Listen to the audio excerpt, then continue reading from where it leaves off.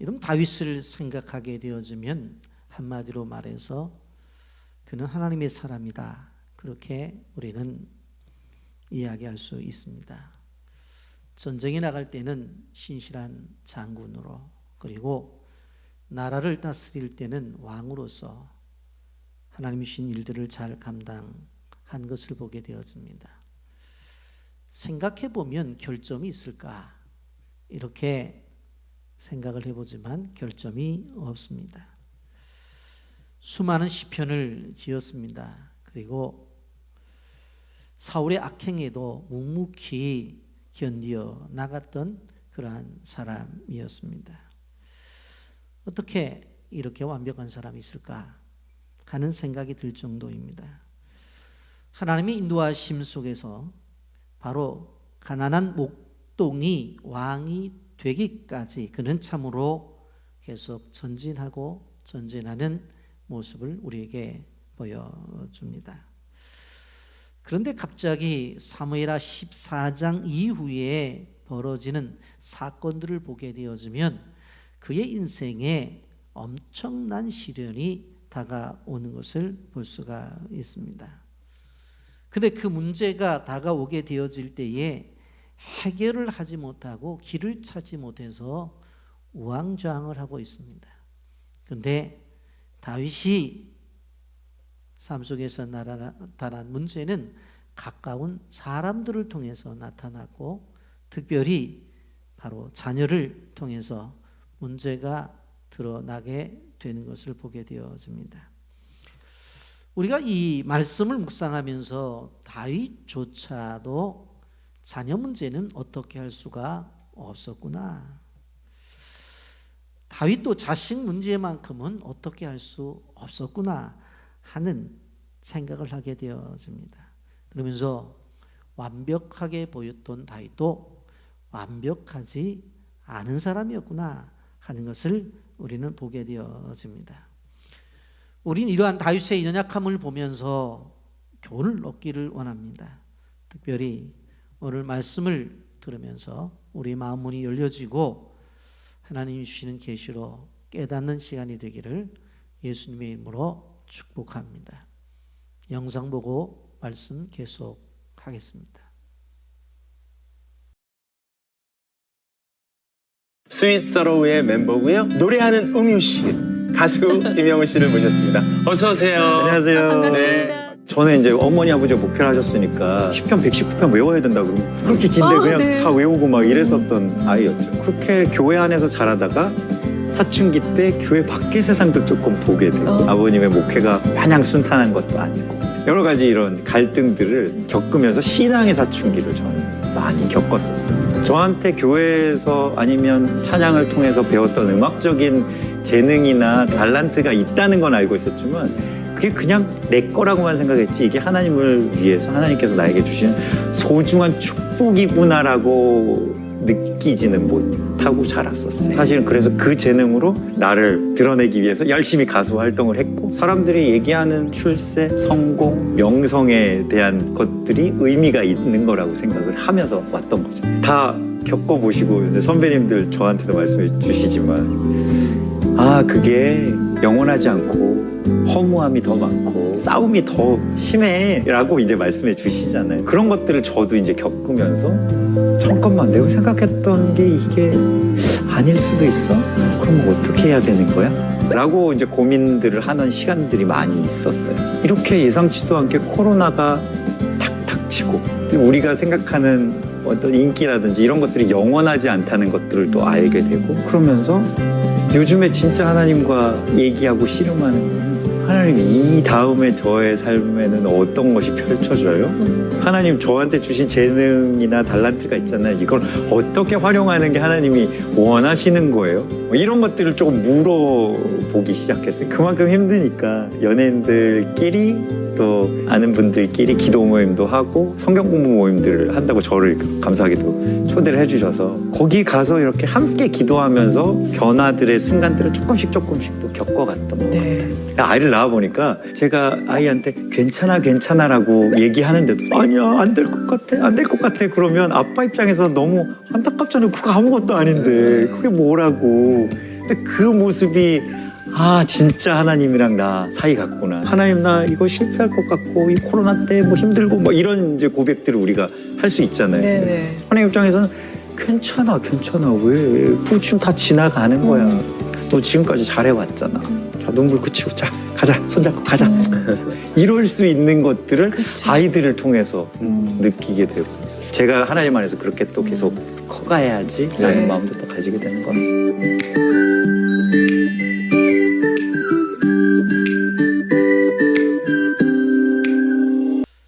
여러분 우리는 사무엘하의 말씀을 들으면서 다윗의 첫째 아들 암논이 누이 다말을 성폭행한 것을 두고 다말의 친오빠이자 다윗의 셋째 아들인 압살롬이 2년 동안 마음속에 복수의 마음을 품고 있다가 암논을 양털을 깎는 날 초청해서 그 자리를 죽이는 것들을 우리가 보았습니다. 형을 죽인 암논은 살인죄에 대한 죄값이 두려워서 이제 그 술에 있는 외갓집으로 피신을 가게 되어지는데 그 피난의 기간이 무려 3년 동안이 지났습니다. 이제 세월이 지나게 되어지니까 다윗이 죽은 큰아들 암논의 생각은 서서히 흐려지면서 살아있지만 만나지 못하고 있는 암논에 대한 이 압살롬에 대한 그리움이 마음속에 점점 커지게 되었습니다. 더구나 압살롬은 온 이스라엘 가운데 아름다움으로 크게 칭찬받는 자였습니다. 사무엘하 14장 25절에 보면 발바닥에서부터 정수리까지 흠이 하나도 없었다고 그렇게 말씀을 합니다. 온 이스라엘 가운데에 압살롬같이 아름다움으로 크게 칭찬받는 자가 없었으니 그는 발바닥에서부터 정수리까지 흠이 없었더라. 어떻게 생겼으면 남자가 발바닥부터 정수리까지 흠이 하나도 없었을까? 실질적으로 그 백성들이 다 칭찬할 정도로의 아름다움을 가지고 있었습니다. 그러니 다윗이 그 잘생긴 아들을 얼마나 보고 싶었겠어요. 여러분 지금도 남녀를 물문하고 외모가 준수하면 누구에게나 호감을 갖기 때문에 외모에 대해서 사람들이 신경을 쓰는 거예요. 그래서 좀 더 눈을 크게 보이기 위해서 쌍꺼풀을 하고 그리고 코를 높이고 또 턱을 깎고 그래서 의사들 가운데서 성형외과 의사가 인기가 있을 정도로 얼굴에 집중을 하고 있는 것을 보게 되어집니다. 그런데 그렇게 보고 싶은 아들임에도 불구하고 그 아들을 데리고 오지를 못했습니다. 왜 그래요? 사람을 죽였기 때문에. 더군다나 왕의 후계자였던 바로 큰 아들을 죽였어요. 이런 모세가 애굽에 있었을 때에 애굽인 하나를 죽이잖아요. 근데 왕자였음에도 불구하고 그 사람을 죽인 그 일로 인해서 광야로 도망을 가는 것을 보게 되었습니다. 그런데 하물며 동생이 형을 죽였어요. 더군다나 그 형은 바로 맏형이기 때문에 왕의 후계자였어요. 그 사람을 죽였는데 어떻게 나라 안으로 그 사람을 데려올 수가 있었겠는가? 보고 싶은데도 어떻게 할 수가 없었던 것입니다. 근데 그러한 그 모습을 누가 보았느냐? 옆에 있는 요압 장군이 보게 된 것입니다. 야, 우리 왕이 지금 저렇게 도망가 있는 압살롬을 보고 싶어 하는구나. 그래서 이것을 어떻게 해결했으면 좋을까 하는 그러한 생각 속에서 이미 나단 선지자가 바로 다윗이 우리아를 아내 밧세바를 범했을 때에 비유를 들어서 사용했던 그 방법을 보았기 때문에 바로 그 방법을 사용하려고 이제 선택을 합니다. 우리는 그 사실 앞에 이 나단의 조언과 요압의 조언에 대해서 좀 생각을 해 보려고 합니다. 여러분, 다윗이 우리아의 아내 바세바를 취하게 되었을 때에 나단 선지자가 다윗 왕 앞에 가서 한 말이 무엇인가? 사무엘하 12장에 잘 나타나 있습니다.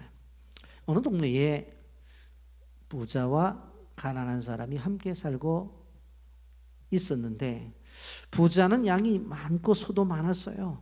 근데 가난한 사람은 양 새끼 한 마리였어요. 근데 가난한 사람은 그 양을 자식들과 함께 먹고 마시며 함께 잠을 자는 그 집의 딸처럼 생각하는 존재였다는 것입니다. 그런데 어느 날 부잣집에 손님이 찾아옵니다. 그럼 부잣집에 소나 양이 많기 때문에 그 한 마리 잡아서 손님 대접하면 되잖아요. 그런데 자기 것을 놔두고 옆에 있는 그 가난한 자식처럼 생각하는 그 어린 양을 빼앗아다가 손님을 대접했다고 하는 것입니다. 그 이야기를 듣자마자 바로 다윗이 대노를 합니다. 이건 죽을 죄를 지었다는 거예요. 그리고 만약에 배상을 해야 된다면 율법에 있는 것처럼 4배나 배상을 해야 된다고 하는 것이에요. 그때 나단이 다윗을 향해서 직설적으로 뭐라고 말을 해요? 사무엘하 12장 7절에 보면 당신이 그 사람이라 라고 그렇게 이야기를 해요. 당신은 지금도 아내가 많이 있고 그리고 왕이기 때문에 수많은 여인들을 거느릴 수 있는데 어떻게 충신 그 우리아의 하나밖에 없는 아내를 데리고 당신이 이렇게 바로 성폭행을 하고 그리고 또 그의 남편을 죽였느냐고 하는 것입니다. 그 이야기를 누가 알고 있었어요? 요압이 이미 알고 있었단 말이에요. 그래서 요압이 무슨 생각을 해요? 자, 나도 바로 이야기를 통해서 다윗을 설득하고 그리고 압살롬을 데리고 와야 되겠다. 그 생각을 하게 된 거예요. 그래서 고향 베들레헴 옆에 있는 두고아 마을에 아주 이야기를 잘 전달하고 있는 한 여인이 있었어요. 그래서 그 여인에게 불러다가 바로 나단 선지자가 다윗에게 이야기한 것처럼 이야기거리를 줍니다.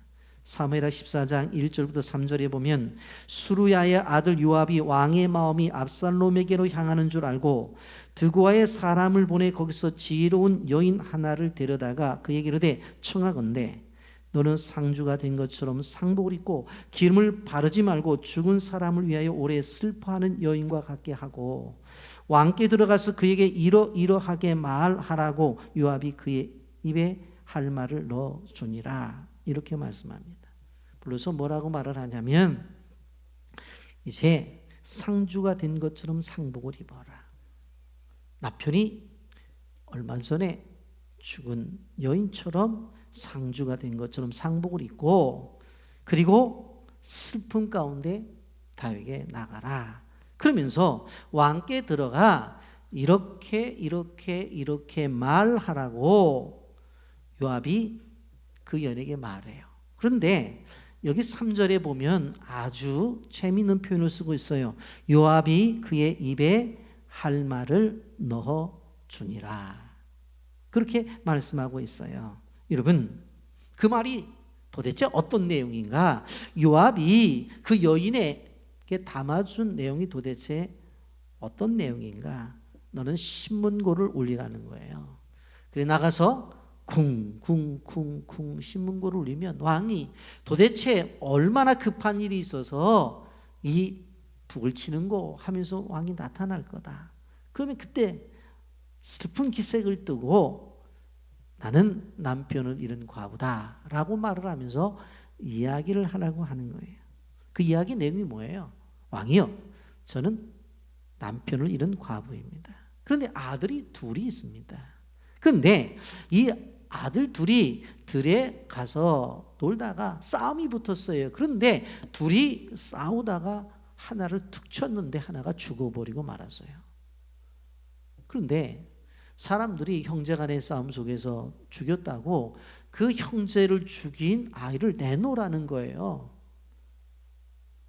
그런데 이 아이를 내놓게 되어지면 사람들이 돌로 쳐 죽이게 될 텐데, 그러면 나는 남편도 없고 아이 둘 가운데 아이 하나도 싸우다가 죽고 그 아이 하나마저 내놓는다고 한다면 나는 남편이 죽었기 때문에 다시 아이를 낳을 수도 없잖아요. 대가 끊기는 것입니다. 그리고 그 아이 하나 이제 믿고 살아야 될 텐데 그 아이를 내놓으라고 저렇게 하니까 정말 내 마음이 괴롭습니다. 그 이야기를 다윗 왕이 다 들어요.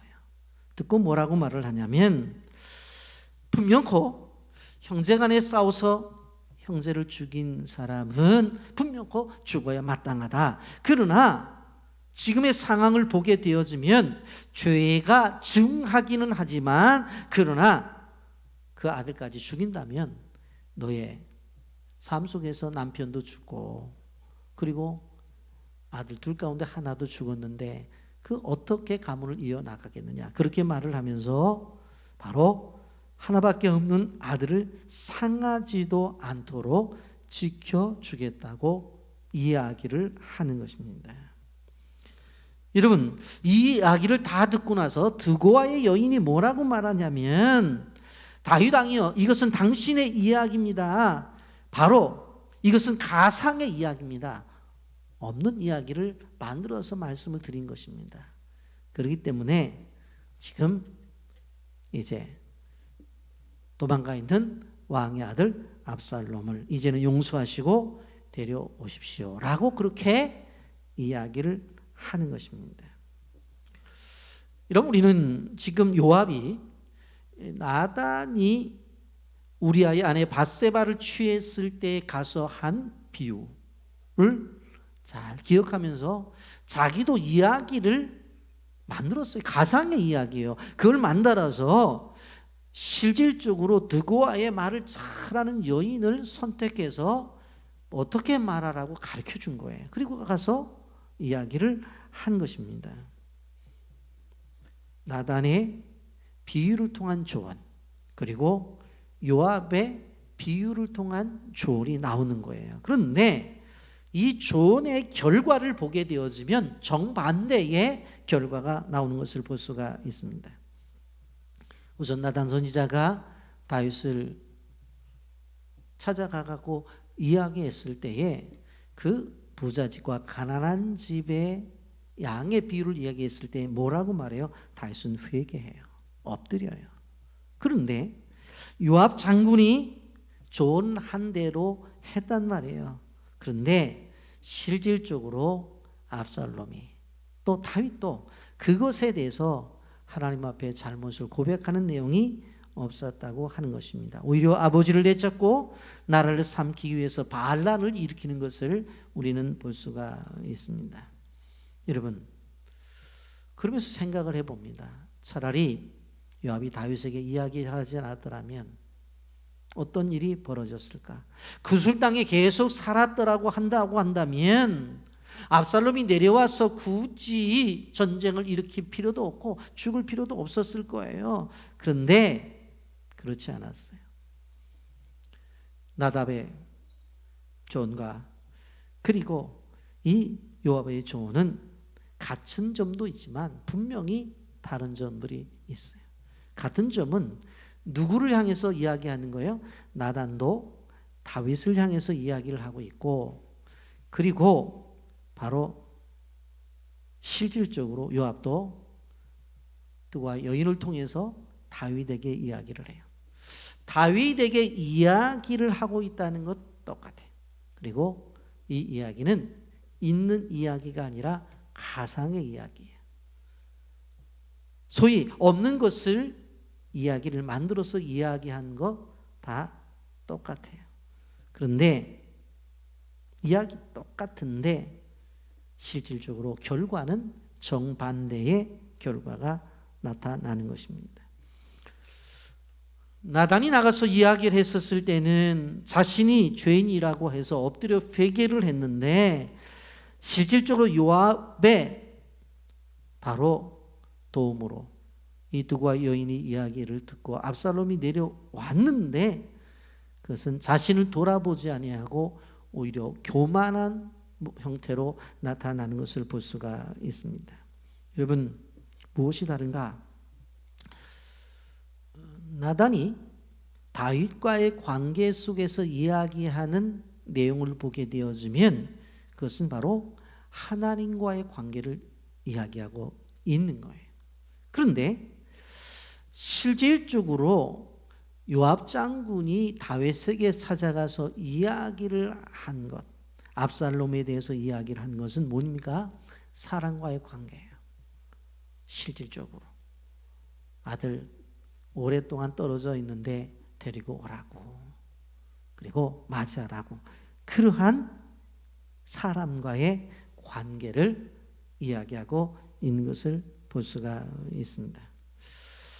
분명히 이 조언 속에는 숨은 목적이 있었어요. 다윗이 듣기 좋은 말을 내서 아들을 데리고 오고, 이제 큰아들 암논이 죽었기 때문에 이 압살롬이 왕권을 이어받아야 될 순서가 되어지는데, 그렇다고 한다면 이 후계 구도 속에서 자기도 역할을 함으로 인해서 나중에 정치적인 혜택을 보고자 하는 그런 생각을 가졌을 것이 분명합니다. 이런 자기 유익을 위해서, 자기 목적을 위해서 조언을 한 거예요. 나단 선지자가 다윗에게 가서 이야기할 때에 거기에 나단 선지자가 자기의 유익과 어떤 인간의 목적을 찾아볼 수가 없어요. 그런데 여기 요압이 드고아의 여인을 통해서 말한 것은 그런 부분이 있는 것을 분명히 볼 수가 있습니다. 이러한 것들을 여러분 보시면 도표를 하나 제가 그래서 여러분들에게 보여드리는데, 이 나단과 요압의 비유에 대한 차이가 있는 것을 보게 되어집니다. 여기 보면 비유의 내용이 뭐예요? 나단의 비유와 요압의 비유입니다. 요압은 직접 말하지 않고 어떻게 해요? 드고아의 여인을 통해서 이야기를 하는 것을 볼 수가 있습니다. 대상은 누구예요? 나단의 비유 속에서는 밧세바가 나타나고 요압의 비유의 대상은 압살롬이 나타납니다. 그런데 그러한 비유의 이야기를 했을 때에 어떤 것들이 나타나요? 바로 다윗이 나단의 비유를 통해서는 회개를 하는데, 요압의 비유를 통해서는 다윗도 그리고 내려오는 압살롬도 회개가 없는 것을 볼 수가 있어요. 결과는 무엇입니까? 바로 나단의 비유를 통한 다윗은 구원을 얻게 되어지고, 그리고 바로 요압의 비유를 통해서 내려온 압살롬은 나중에 멸망을 당하는 것을 봅니다. 그 중심에 뭐가 있다고 그랬어요? 비유의 어떤 중심, 비유의 주제가 뭐예요? 나단의 비유는 하나님과의 관계 회복을 이야기하고 있고, 그리고 요압의 비유 속에서는 사람과의 관계, 그것만이 중심적으로 있는 것을 우리는 볼 수가 있습니다. 이런 비유를 이야기했어요. 그래서 어떻게 되어집니까? 바로 실질적으로 압살롬이 돌아오게 되어집니다. 여러분, 우리의 인생을 생각해 볼 때 인생은 갈등과 화해를 반복하면서 살아가는 삶이라고 볼 수가 있어요. 여러분, 그래서 이제 압살롬이 내려오게 되어지는데, 우리가 오늘 본문 33절에 보게 되어지면 뭔가 석연치 않은 모습이 보여져요. 33절입니다. 요압이 왕께 나아가서 그에게 아뢰되 왕이 압살롬을 부르니 그가 왕께 나가 그 앞에서 얼굴을 땅에 대어 그에게 절하매 왕이 압살롬과 입을 맞추니라. 만나긴 만나는데 뭔가 허전한 것들이 있는 것을 보게 되어져요. 이 진정한 화해인가? 그렇지 않음을 우리는 느껴지는 것을 볼 수가 있습니다. 여러분, 이 압살롬의 삶을 보게 되어지면 이렇게 형을 죽이고 이제 구슬 땅에 올라가서 외가에 가서 3년 피했을 때에 이제 이렇게 요압 장군이 다윗 왕에게 비유를 통해서 이야기를 해서 내려오잖아요. 그런데 내려왔어도 한 2년 동안 서로 간에 관계가 없었어요. 그러다가 실질적으로 이제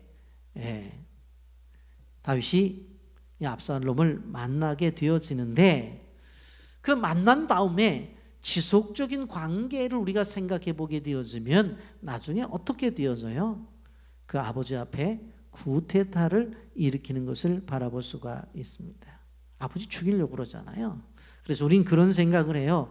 야, 어떻게 그렇게 할 수가 있어? 해서 압살롬을 폐륜하로 몰아가는 경향이 많이 있습니다. 여러분, 그러나 우리는 이 성경 본문을 보면서 무엇을 생각해 봐야 되냐면, 압살롬이 그렇게 갈 수밖에 없는 환경이 압살롬에게만 문제가 있을까? 그의 아버지 다윗에게는 문제가 없었을까라고 하는 생각을 해 봐야 된다는 거 하는 거예요. 압살롬만 탓하기는 뭔가 허전함이 있다고 하는 것입니다. 왜 아버지와 만나서 이렇게 껴안고 얼굴을 부비면서 화해를 했음에도 불구하고 나중에 아버지를 배신하고 아버지를 궁중에서 내쫓는 그러한 잘못을 행하고 있을까? 뭔가 압살롬만의 문제가 아니라고 하는 것을 우리가 직감할 수가 있습니다. 우린 그것을 한번 생각해 보려고 해요. 아버지 다윗과 아들 압살롬의 관계입니다. 우리는 이 아버지를 생각하게 되어질 때에 왕이면서 아버지예요. 아버지면서 왕이에요. 그러한 관계 속에 있는 다윗 그리고 그의 아들 압살롬을 생각해 볼 필요성이 있습니다. 여러분, 압살롬의 행동을 보면서 가장 중요한 것이 아버지 다윗과 어떤 관계를 형성하고 살았느냐라고 하는 것입니다. 여러분, 다윗 왕이 첫째 아들 암논이 바로 압살롬의 누인 다말을 성폭행했을 때 화 한 번 냈다고 성경에는 기록이 되어 있지만 그 이상의 조치가 없어요. 그리고 압살롬이 실질적으로 누이 다말에 대한 복수로 암논을 죽였을 때에 도망가잖아요. 그런데 어떠한 조치가 없는 것을 볼 수가 있습니다. 그리고 오히려 3년이 지난 다음에 죽은 암논은 서서히 잊혀져 가고 그리고 형을 죽인 압살롬에 대한 그리움이 있는 것을 보게 되어집니다. 물론 전혀 5년 동안 만나주지 않은 것은 분명해. 그럼에도 불구하고 어떻게 이럴 수가 있을까? 여러분, 정확히 말한다면 이 기간 동안에 행해진 다윗의 유형은 방이명 아버지라고 말씀을 드릴 수가 있습니다. 여러분, 그것은 아버지만 속하는 것은 아니죠. 방이명 엄마도 있을 수가 있죠. 여러분, 방이명의 아버지는 자녀들의 문제를 간섭하지 않습니다. 칭찬도 없어요. 꾸중도 없어요. 오히려 자녀와의 관계가 단절되어 있는 것처럼 느껴요. 이런 부모 밑에서 자라난 아이들은 자기 중심적인 사람이 되어요. 그래서 제멋대로 행동해요. 자기가 원하는 대로 행동하는 거예요. 잘 선한 방향으로 크면 좋습니다만은 그렇지 않아 부도덕한 행위를 일삼으며 그전 행위에 대해서 반항하는 것들을 바라볼 수가 있습니다. 여러분, 압살롬에게 이런 성향이 나타나는 것을 보게 됩니다. 여러분, 아무리 자기 누이가 성폭행을 당했다고 해도 자기 중심적으로 2년 동안 칼을 갈다가 이복형인 암논을 죽입니다. 그리고 도망갑니다. 그리고 내려오라고 해서 내려왔다가 얼마 있다가 반란을 일으켜요. 한마디로 말하면 자기 멋대로 행동하고 있습니다. 여러분, 실질적으로 예루살렘을 점령해 들어갔을 때에 그 왕이 되는 첫 번째 작업으로 무엇을 합니까? 백주대낮에 아버지의 후처들을 바로 성폭행하는 부도덕한 행위를 하는 것을 볼 수가 있습니다. 여러분, 그런데 이러한 과정 속에서 다윗이 바로 압살롬에게 무슨 역할을 했느냐? 성경에는 다말이 성폭행을 당할 때에 화를 냈다고 하는 그것, 그 외에는 내용이 없어요. 그러니까 이런 잘못을 행함에도 불구하고 아버지 다윗이 압살롬을 어떻게 방임형 그대로 뭐 다 큰 게 지가 알아서 하는 거지 뭐 하면서 그대로 놔두는 거예요. 놔두는 거예요. 여러분, 이러한 아버지가 다윗이었다고 하는 것을 생각해 봐야 된다고 하는 거예요. 아이들이 어느 정도 크면 아이고 말해도 말 안 들어요. 말 안 듣죠.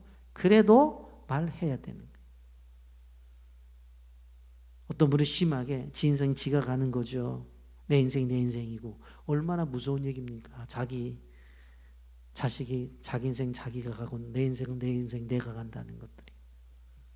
기독교의 신앙은 뭐예요?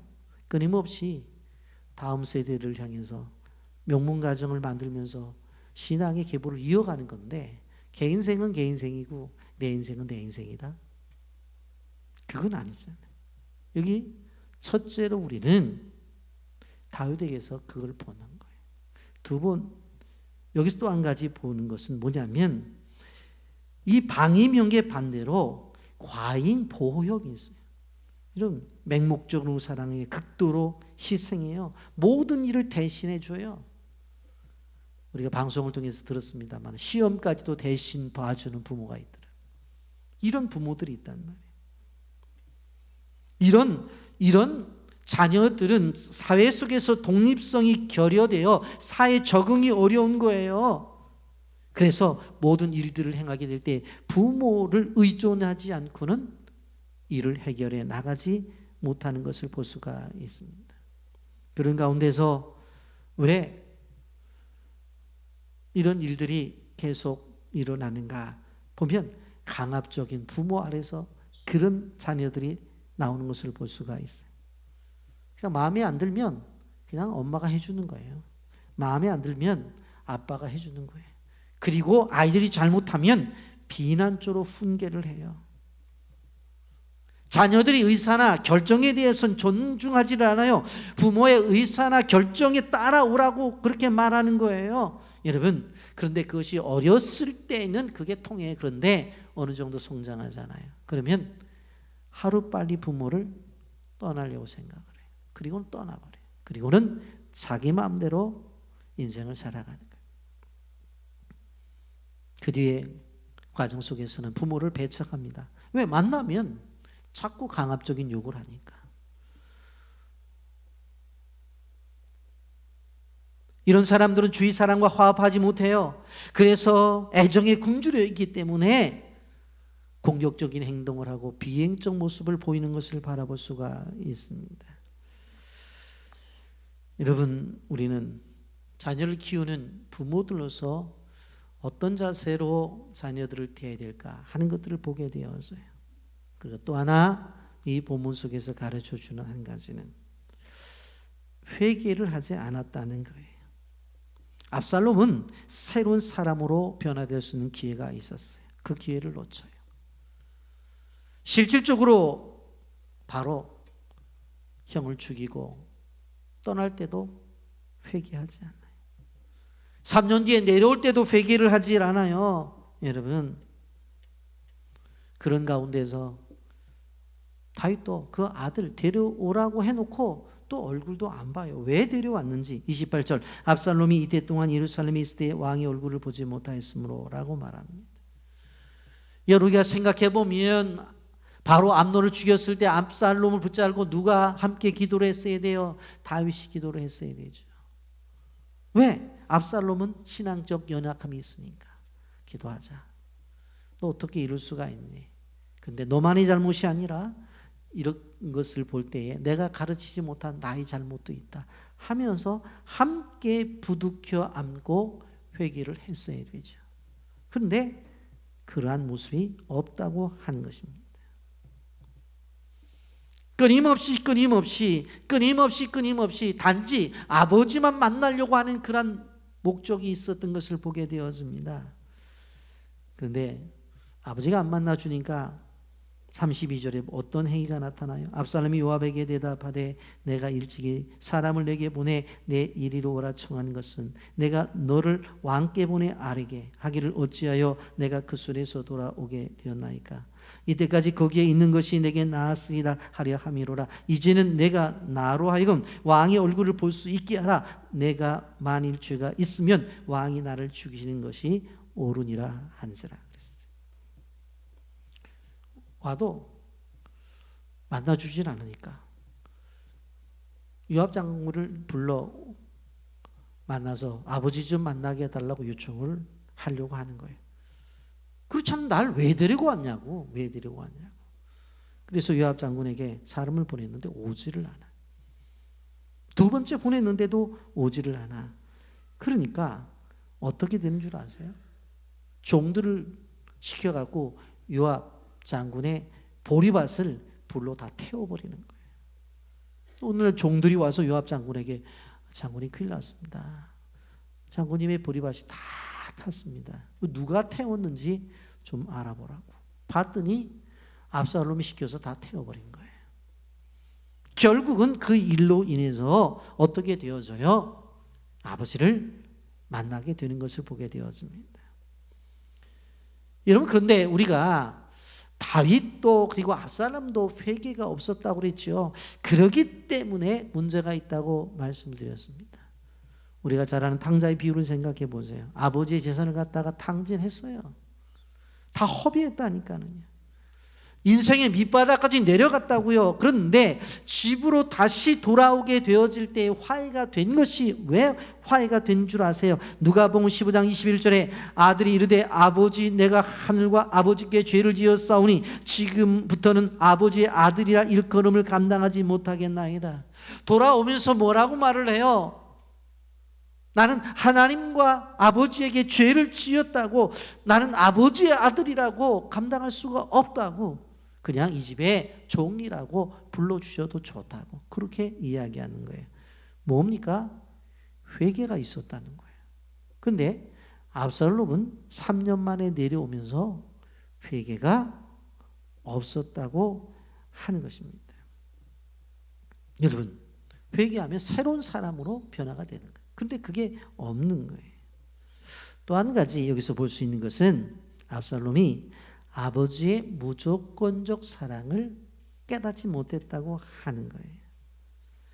여러분, 압살롬이 이렇게 형을 죽이고 사실 도망을 갑니다마는 이미 어떻게 했어요? 아버지 다윗의 마음속에는 그 아들을 용서하는 마음이 있었던 거예요. 37절 말씀해 보면 날마다 그의 아들로 말미암아 슬퍼하니라. 39절 말씀해 보면 다윗 왕이 마음이 압살롬을 향하여 간절하니 암논은 이미 죽었으므로 왕이 위로를 받았습니다. 무슨 이야기입니까? 이미 죽은 아들보다 살아있는 아들이 더 그리운 거예요. 그래서 그의 아들이 보고 싶어서 슬픔이 있었어요. 이미 그것은 무엇을 이야기하는 거예요? 다윗 왕은 아들 압살롬을 이미 사랑으로 용서하고 용서했다는 거예요. 용서했으니까 보고 싶은 거죠. 여러분, 나중에 이것이 더 확실한 것이 뭐예요? 이제 구테타를 일으키고 이제 압살롬이 죽게 되었을 때 어떻게 말해요? 사무엘하 18장 5절에 보면 나를 위하여 젊은 압살롬을 너그러이 대우하라 하니 왕이 압살롬을 위하여 모든 군 지휘관에게 명령할 때 백성들이 다 들으니라 그랬어요. 구테타를 일으키고 나라를 전복시키려고 했어요. 근데 나중에 이제 붙잡혀 죽게 되었잖아요. 그때 다윗이 뭐라고 말해요? 압살롬 좀 돌봐달라고 그렇게 이야기를 하는 것을 보게 되어져요. 이러한 전체적인 내용을 보게 되어지면 분명코 다윗은 아버지로서 아들을 용서하고 있다고요. 그런데 아들이 아버지를 이해를 못하는 거예요. 지금 용서하고 있는데. 여러분, 나중에 압살롬이 죽잖아요. 예? 그래서 나중에 슬피 우는 장면을 우리는 또 앞으로 보게 될 것입니다.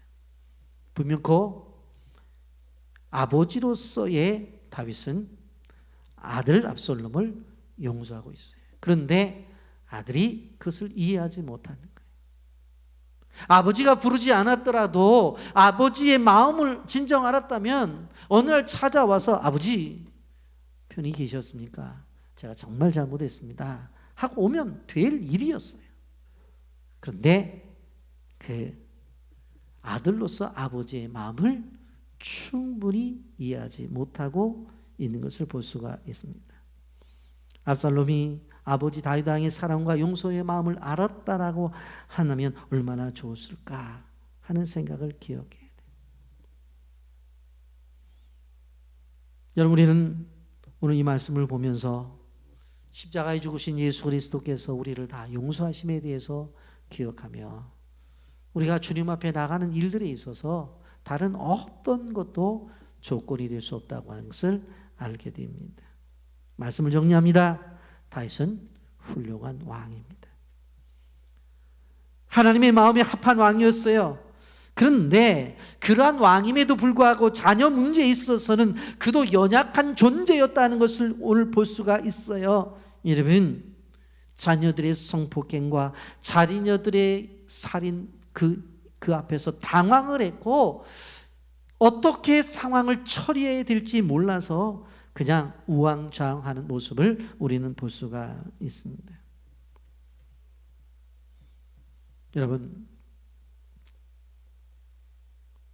위대한 성군 다인지였지만 자녀 문제 앞에선 당황하고 어쩔 줄 모르고 갈등하고 고민하는 그러한 모습을 보면서 이것은 다윗만의 모습이 아니라 바로 오늘 우리의 모습이라고 하는 것을 볼 수가 있어요. 세상에 수많은 문제들이 있지만 자녀 문제만큼은 참으로 해결하기 쉽지 않다고 하는 것입니다. 그렇기 때문에 하늘의 지혜를 구해야 되는 거예요. 여러분, 이번 50자 40일 특별 새벽 기도회를 통해서 특별히 제가 부탁하고 싶은 것은 자녀들을 위해서 기도하는 성도님들이 되세요. 특별히 자녀들이 부모의 마음을 이해할 수 있는 상태가 되었으면 좋겠다라고 하는 그러한 자녀들이 있으면 좋겠다고 하는 생각을 가지게 되어집니다. 오늘 우리는 다윗, 그는 왕이었어요. 그러면서도 아버지였어요. 그러면서 그의 자녀들이 나타나는 행동 속에서 그 가족 안에서 일어나는 관계들, 풀지 못하는 관계들, 그런 것 때문에 나타나는 일들을 우리는 보았습니다. 하나님이 개입하셔야 됩니다. 그러므로 꼭 기억하셔서 오늘 주신 말씀을 기억하면서 우리의 가정에는 이러한 일들이 일어나지 않기 위해서 여러분 함께 기도하는 주의 종들의 가정이 되기를 예수님의 이름으로 축복합니다. 아멘.